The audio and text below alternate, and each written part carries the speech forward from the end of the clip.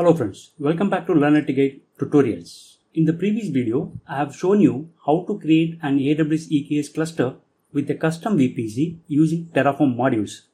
That was perfect for a non-prod environment or testing environment. But in this video, we are going to convert that step into a production-ready environment by deploying our EKS cluster in private subnets with NAT gateway. Links related to this video are mentioned in the description. Please make use of it. Hey, are you interested in learning? Check out our videos. Want more knowledge content? Make sure you've subscribed to our channel. So this is my Visual Studio Code where I have copied the previous folder, that is EKS Terraform demo, that was used for non-production environment, and I just copied and duplicated it, renamed to EKS Terraform demo prod. Since I have copied from the previous folder, I have all my Terraform manifest files. So as usual, provider as AWS and region US East 1.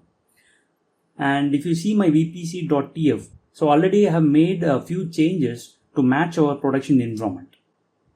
But those changes are very critical for securing and scaling your production workload. The first change I made here is the VPC name. I just changed it to Flipkart VPC prod. Map public IP on launch true, it remains the same.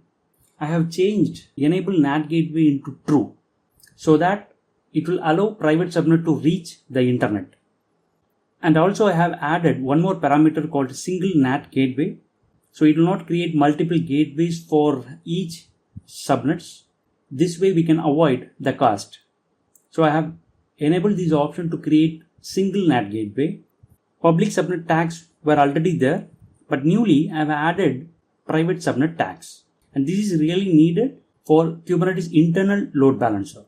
These changes ensure that our worker nodes deploy in the private subnet. Also, they will reach the internet via NAT gateway. This is a best common practice for production workloads.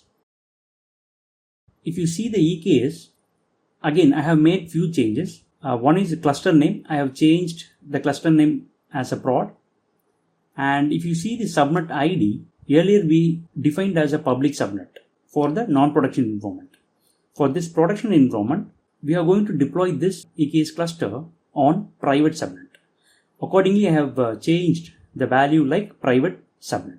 With this, the cluster nodes will launch in private subnets. And cluster endpoint public access, all those things remain same. If you want to change anything better, then change it accordingly. And tags, I just change the environment to prod. So already we have explained all these parameters one by one in the previous video. So let's straight away go and initialize the Terraform and we'll apply the configuration. So Terraform init.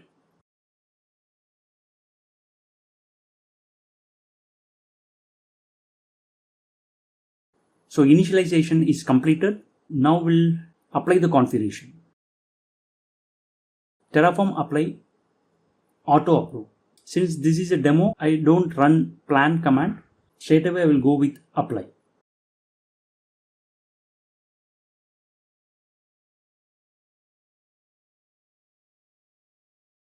Okay, the apply is completed so that our Kubernetes cluster is deployed. So this is the endpoint and cluster name. So let's do a basic check. The services are created properly or not based on our Terraform manifest file. So on EKS, if you refresh the page, you would see the newly created cluster, that is Flipkart EKS prod, and it is active. And if you click on it, you can see the cluster endpoint. This is the one it was printing on the terminal.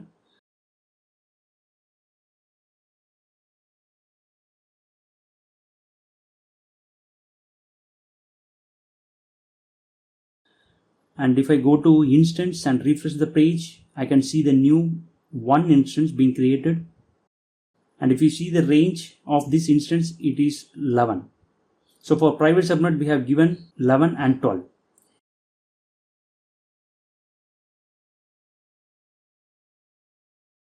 If you see the subnet ID, it is deployed into private subnet, private US East 1.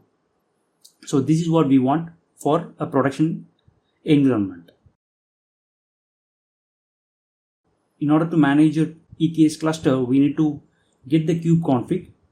So we'll run the command AWS EKS update -kube config and region US East 1 and the cluster name that is Flipkart EKS prod.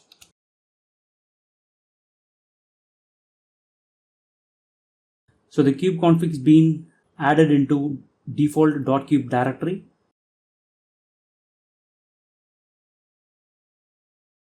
If I run kubectl get pods, I don't see any resources because it is a freshly deployed cluster. So let me run kubectl get nodes. There is a typo. I can see one worker node. Now we can quickly do a test deployment.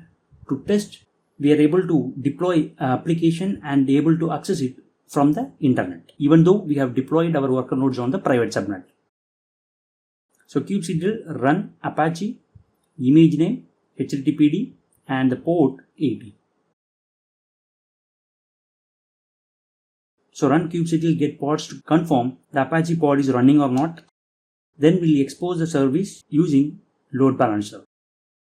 Kubectl expose pod Apache type LoadBalancer, then port 80 and target port 80. Again there is a typo. It should be port, not prod.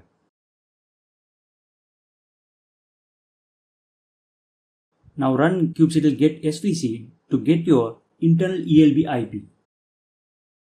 So this is the one. Let me access it through browser.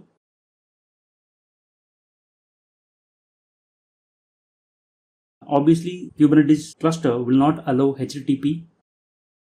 So let me go to the security group. We'll add HTTP port 80 to do a quick test. It is not recommended since this is a demo. I just make sure Kubernetes cluster is working.